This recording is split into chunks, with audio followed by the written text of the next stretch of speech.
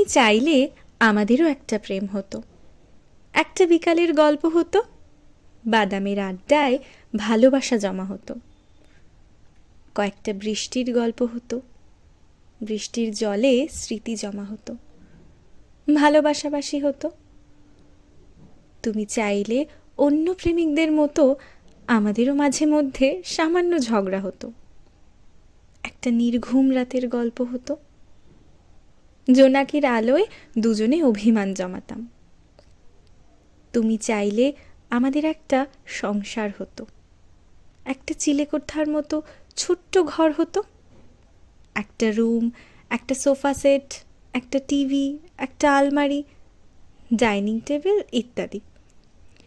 আসবাবপত্র দিয়ে ঘরটা মনের মতো সাজানো যেত।